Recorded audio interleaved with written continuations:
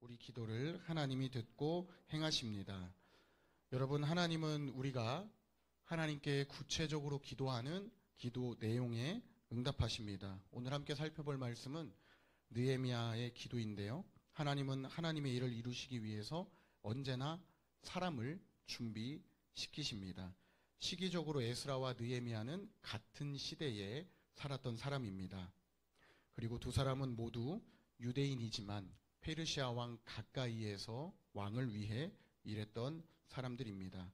그리고 두 사람 모두 왕의 명령으로 예루살렘으로 돌아왔습니다. 각자 맡은 일을 충실하게 했던 사람들이고요. 에스라는 성전 건축을 완공한 이후에 예루살렘에 사는 바벨론 포로들에게 율법을 가르치는 일을 했습니다. 그리고 느헤미야는 에스라와 함께 바벨론 포로 생활을 마무리하고 돌아온 사람들의 삶을 돌봤습니다. 시기적으로는 약간의 차이가 있지만 두 사람 모두 백성을 사랑했고 나라를 사랑하는 마음이 많았던 사람들입니다. 생각해보면 예루살렘 성전이 회복되고 예루살렘 성읍이 회복되는 것을 누구보다 기뻐했고 사랑했던, 기대했던 사람들입니다. 그러나 에스라와 느헤미야를 포함한 유대인들이 바벨론 포로 생활을 마무리하고 예루살렘으로 돌아왔다고 해서 페르시아의 영향력 아래에서 벗어난 것은 아니죠.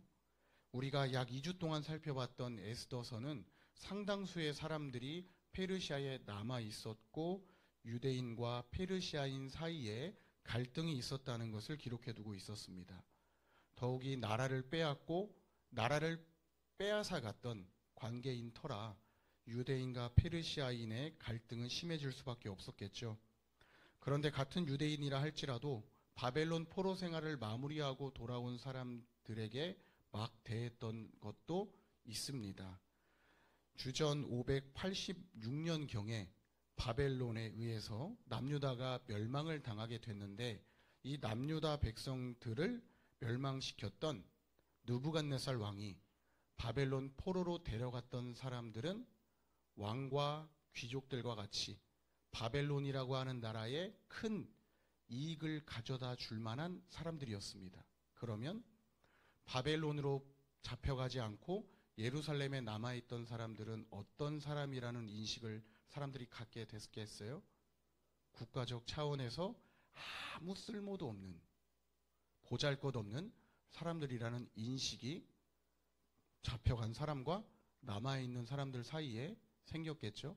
흔히 말해 갈라치기가 이때부터 시작이 됐던 겁니다.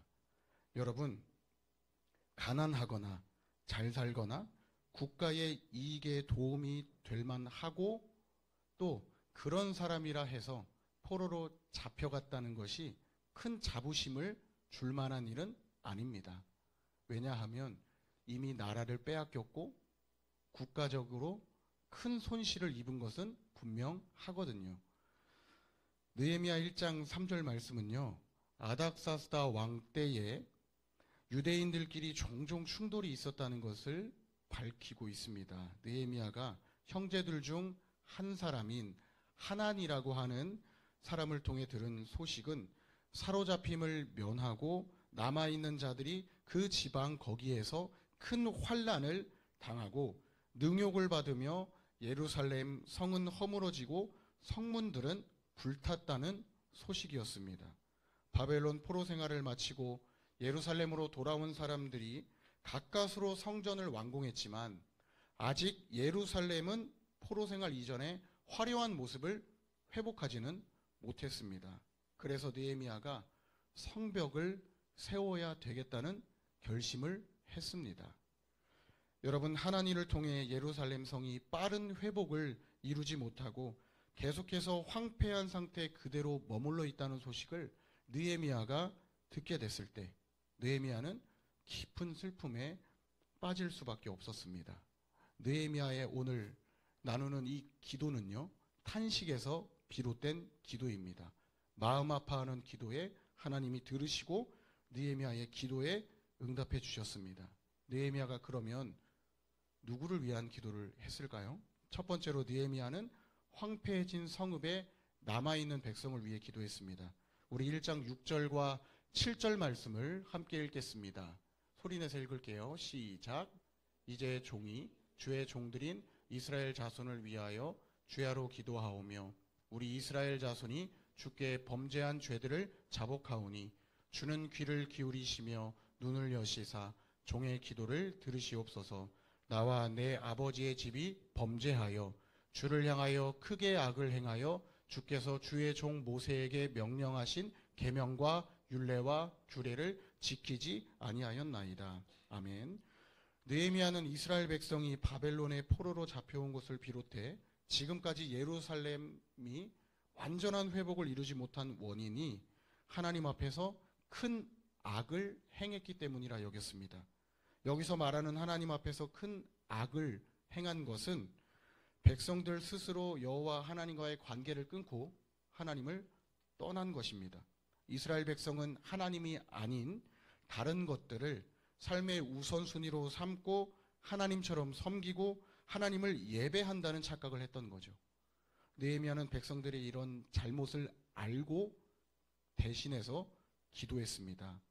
특히 하나님이 모세에게 명령하신 계명과 율례와 규례, 서로 다른 말이지만 단 한 가지를 말합니다. 하나님이 이스라엘 백성들에게 주셨던 그 율법을 지키지 않고 하나님을 예배하지 않았던 것, 하나님이 율법을 통해 하나님을 섬기고 서로 사랑하라 말씀하셨는데 그러지 않았던 것을 뜻합니다. 한 가지 예를 들면 여러분 오늘 읽지 않았지만 느헤미야 5장 말씀을 보면 같은 유대인이라 할지라도 재물이 많은 사람들이 상대적으로 가난한 백성들에게 밭과 포도원을 저당 잡는 얘기가 있습니다. 이 저당이라고 하는 것은 물건을 빼앗기 위해서 또는 빌리기 위해서 그 물건을 담보 잡는 것을 말합니다. 암묵적으로는 내가 이 사람의 것을 빼앗을 생각을 하고 꾸어주는 것입니다. 여러분, 뿐만 아니라 높은 이자를 거두었다고도 합니다. 단지 세금을 내야 한다는 목적 하나로 같은 유대인들끼리 부당한 이득을 취했던 거죠. 지금이야 돈을 빌리는 사람이 돈을 빌려주는 사람에게 내가 1,000원 빌려줄 테니까 10,000원으로 갚어라고 하는 것이 당연할지도 모르겠지만 하나님은 처음부터 율법을 주실 때 형제끼리 이자를 취하지 말라는 말씀까지도 하셨거든요. 돈을 빌려주는 사람에게 돈을 그냥 꾸어주라고 했습니다. 그런데 같은 유대인들끼리 높은 이자를 정해두고 약속된 돈보다 더 많은 돈을 받으려고 했던 것. 하나님은 이것이 악하다라고 말씀하는 것이죠. 요즘 같은 때에는 은행을 통해 또 거래를 하기 때문에 이런 식으로 금리, 이자 취하는 것이 당연하지만 이 당시에는 하나님이 원하시는 방법이 아니었고 사실 지금도 하나님은 그런 식의 금전적인 거래를 원하시지 않습니다. 그래서 여러분들에게 부탁드리기는 여러분 친구들끼리 돈 주고 받을 때 차라리 그냥 줬다 생각하고 뒤돌아서 잊어버리시길 바랍니다. 한번 빌려줘 놓고 저 녀석 나한테 3년 전에 5,000원 빌렸는데 아직도 안 갚았지라는 생각은 하지 않았으면 좋겠습니다. 여러분 율법은 상대적으로 형편이 어려운 사람들의 몫을 늘 남겨놓으라고 명령합니다. 처음부터 내 몫이 될 수 있었지만 내 몫으로 삼지 않고 다른 사람의 몫이 될 수 있도록 하나님이 남겨두셨다는 겁니다. 어디 이뿐이겠습니까? 하나씩 나열하면 무수히 많은 일들을 이스라엘 백성은 율법대로 하지 않았습니다. 임의대로 해석하고 판단하면서 하나님이 기뻐하시지 않는 방식으로 자신의 삶을 설계하고 계획했습니다. 따라서 하나님은 이스라엘 백성이 그동안 살아왔던 삶을 악하다 말씀하시고 백성들의 뜻과 상관없이 바벨론으로 유배를 보내시고 기꺼이 다시 예루살렘으로 돌아오게 하셨습니다. 그런데도 여전히 하나님 앞에서 악한 모습을 보이는 유대인들의 모습을 보면서 하나님은 마음 아파하실 수밖에 없었죠. 안타까운 것 투성이었습니다. 그래서 아직까지 성전은 완공됐을지 몰라도 예루살렘 성읍을 굳건하게 해줄 수 있는 성벽조차 세워져 있지 못한 그 모습이 지금 우리가 오늘 말씀을 읽은 모습입니다. 이제라도 서로의 잘못을 깨닫고 하나씩 잘못된 일들을 정리해 간다면 하나님은 이스라엘 백성 전체가 아니라 하나님 말씀에 순종하는 단 몇 사람으로 인해 예루살렘 성읍을 회복시키실 것입니다. 느헤미야는 하나님께서 이 일을 이루실 분이라는 것을 확신하고 기도했습니다. 그렇지 않다면 하나님께 기도하기를 하늘의 하나님 여호와 크고 두려우신 하나님이여 주를 사랑하고 주의 계명을 지키는 자에게 언약을 지키시며 긍휼을 베푸시는 주여 간구합니다 라는 기도를 어떻게 할 수 있었겠습니까? 여러분, 하나님은 하나님이 약속하신 것은 반드시 지키시는 분이십니다. 믿으시나요? 하나님은 여러분에게 약속하신 것을 반드시 지키십니다. 뿐만 아니라 하나님은 우리의 잘못을 아시고 용서해 주시는 긍휼이 많으신 분이십니다. 이 긍휼이 많다는 것은 마치 우리 어머니의 품처럼 내가 잘했든 잘못했든 나를 늘 한결같은 마음으로 안아주시는 그런 포근함이 하나님께도 있으십니다. 그러므로 어떤 일이 있더라도 저와 여러분이 하나님과 약속한 것이 있고 하나님이 저와 여러분에게 약속하신 것이 있다면 그 약속을 꼭 잊지 않고 기억할 수 있길 바랍니다. 약속하신 말씀을 붙잡고 하나님께 몇 년이 됐던지 꾸준히 기도한다면 하나님이 듣지 않으실 기도는 없습니다. 다만 하나님과의 약속에는 마땅히 해야 할 의무가 따릅니다. 하기 싫어도 해야 하는 그런 의무입니다. 하나님을 사랑해야 합니다. 그것이 바로 우리가 주의 계명을 지키는 것이고 우리를 향한 언약을 하나님께서 지킬 수 있도록 하십니다. 그리고 이 사랑은 아까도 말했다시피 서로 나누고 베푸는 삶을 따르도록 합니다. 그래서 화면에 나와 있는 신명기 6장 5절과 6절 말씀은 내 마음을 다하고 뜻을 다하고 힘을 다하여 내 하나님 여호와를 사랑하라 라는 말씀을 하시면서 오늘 내가 내게 명하는 이 말씀을 너는 어디에 새기라고요? 마음에 새기라고 말씀하시는 겁니다. 여러분, 하나님을 사랑하는 마음이 더욱 깊어진다면 우리 양옆에 있는 친구들, 어제 나에게 잘못했어도 사랑하는 그 마음이 한결같이 깊어집니다. 만약 여러분이 느헤미야처럼 잘 살 줄 알았던 내 친척, 내 가족이 만약에 어려운 일을 겪는다는 소식을 여러분이 제일 처음 들었다면 여러분 무엇을 위해 기도하시겠어요? 양옆에 있는 사람들에게 막 소문 내시겠어요? 야, 내가 저 사람 저렇게 될 줄 알았어. 쫄딱 망할 줄 알았다. 라고 손가락질 하시겠습니까? 저는 여러분을 믿습니다. 우리 중 아무도 그 사람이 더 망하게 해달라는 기도를 할 사람은 없습니다. 그렇죠? 그럴 기도 안 할 거잖아요. 사랑하는 마음이 있다면 잘 되기를 기도하겠죠. 이 어려운 순간 잘 통과해서 다시 일어나게 해달라고 그런 기도를 해야 되지 않겠습니까? 느헤미야도 같은 마음으로 하나님께 기도했습니다. 우리도 느헤미야처럼 왜 이런 일을 겪어야만 하는지, 혹시 하나님 앞에서 우리가 지난날에 무언가 잘못한 것이 있지는 않은지를 생각하고 하나님께 솔직한 마음으로 용서해 달라는 기도를 해야 되겠습니다. 그러고 나서 이 사람들의 잘못이 내 잘못이라고 고백할 수 있어야 되겠고, 그러면 하나님 앞에서 잘못한 것들은 과감하게 정리가 될 겁니다. 두 번째로 느헤미야는요, 백성과 자신을 위한 기도를 했습니다. 우리 11절 말씀 함께 읽겠습니다. 11절입니다. 시작. 주여 구하오니 귀를.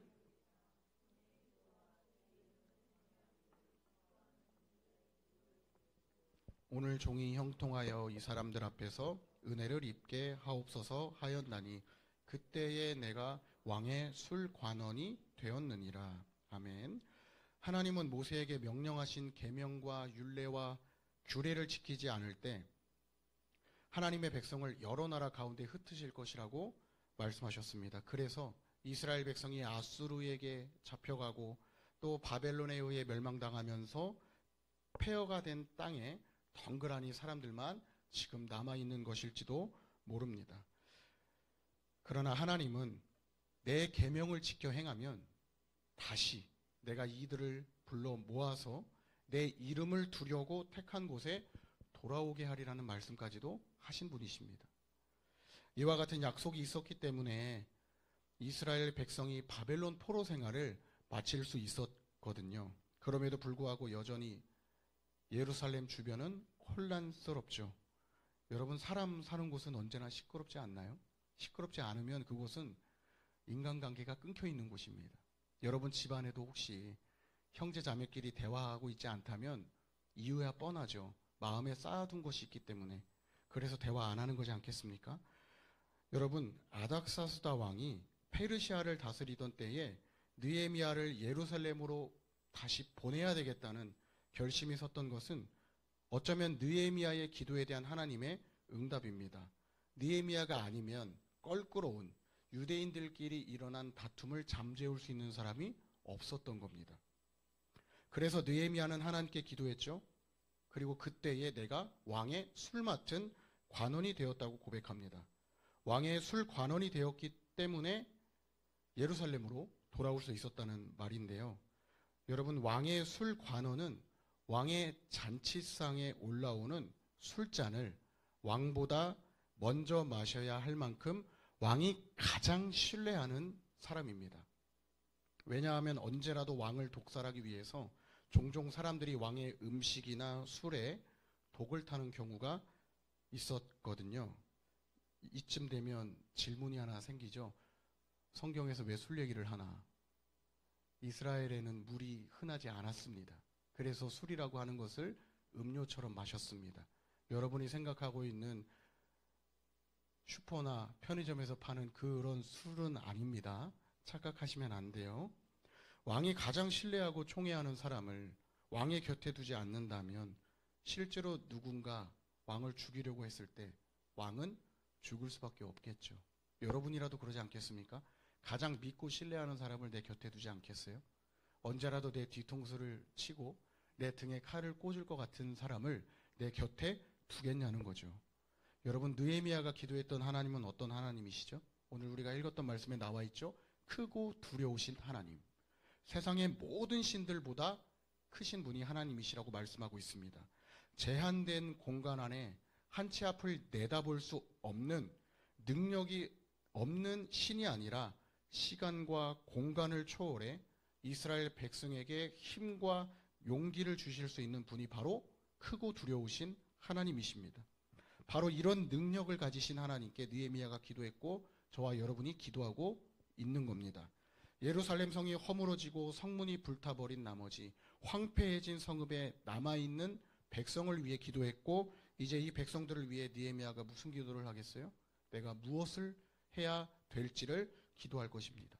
그렇기 때문에 황폐해진 성읍에 남아있는 백성들이 일찍이 주께서 큰 권능과 강한 손으로 건지신 주의 종들이고 주의 백성인 것을 기억해 주시기를 기도한 겁니다. 재미난 것은요, 느헤미야가 형제들 가운데 하나인 하나니로부터 예루살렘 성읍이 황폐해졌다는 소식을 들었을 때 이미 느헤미야는 페르시아 왕 가까이에 있는 사람이었다는 거예요. 그래서 그가 머물던 수상궁은 어떤 곳이었냐면 왕과 귀족들만 살 수 있는 곳, 에스더 왕후가 살고 있던 곳이었습니다. 수상궁에 살고 있던 느헤미야를 하나님이 왕에 더 가까운 위치로 세우셨다는 것은 이제 느헤미야를 통해 하나님이 하실 일이 시작될 것이라는 거죠. 여러분, 이렇다 할 만큼의 여유가 있는 사람이 무엇이 아쉬워서 백성을 위해 기도하고 자신을 위해 기도했겠습니까? 황폐해진 예루살렘 성읍에 남아있는 백성과 스스로를 같은 무리에 속한 사람이라고 여기는 동질성이라고도 하고 공감이라고도 하는 것이 있기 때문에 느헤미야가 하나님께 기도할 수 있지 않았을까요? 이스라엘 백성이 바벨론 포로 생활을 마치고 예루살렘으로 돌아갈 수 있었던 것이 하나님의 약속 때문인 것을 알았던 마음이 느헤미야를 기도하게 했습니다. BC 538년에 고레스가 칙령을 내렸습니다. 예루살렘으로 돌아가서 성전도 짓고 너희가 믿는 너희 민족 신을 위해서 예배도 드리면서 왕과 왕자들을 위해 기도해줘 라고 이때 얘기했습니다. 그런데 아닥사스다 왕은 BC 445년이었습니다. 100년도 더 가까운 시간, 수십 년도 더 되는 시간이 지났는데도 여전히 회복은 더디었습니다. 대부분의 사람들은 이쯤 하면 포기할 겁니다. 아, 하나님의 뜻은 여기까지인가 봐. 내 시험 성적은 여기까지밖에 안 돼. 더 안 올라. 난 여기서 포기해야 되겠어. 라고 생각하는 사람들이 대부분이었을 거예요. 그러나 몇 안 되는 사람들은 안타까운 나머지 느헤미야처럼 하나님께 백성의 죄를 회개하고 자신의 죄를 고백하면서 기도를 했습니다. 하나님께서 하나님의 백성을 하나님의 이름이 머무는 성전이 있는 예루살렘에 돌아오게 하신 약속을 잊지 않고 이루신 것처럼 예루살렘의 완전한 회복이 이루어질 것을 믿었습니다.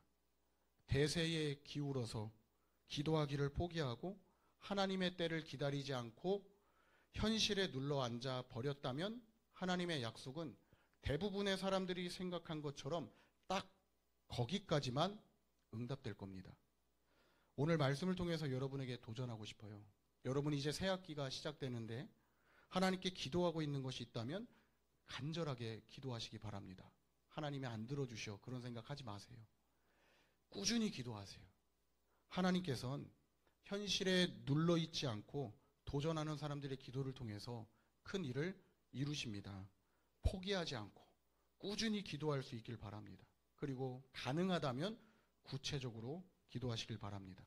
아직 하나님께 무엇을 기도해야 할지 모른다면 알게 해달라는 기도부터 시작하면 좋겠습니다. 여러분의 기도가 느헤미야의 기도처럼 여러분이 속한 공동체, 소속된 곳, 교회와 가정을 그리고 여러분의 학교를 바르게 세우는데 쓰임받는 기폭제가 될 겁니다. 기폭제는 폭발시키는 데 쓰임받는 도구를 말합니다. 여러분 잊지 마세요. 하나님이 여러분과 함께 하십니다. 여러분의 기도에 귀를 기울이십니다. 그러니까 여러분도 여러분 주변에 있는 사람들의 작은 말이라도 귀를 열어두고 그 사람들을 위해서도 기도할 수 있는 지혜로운 하나님의 자녀가 되면 참 좋겠습니다.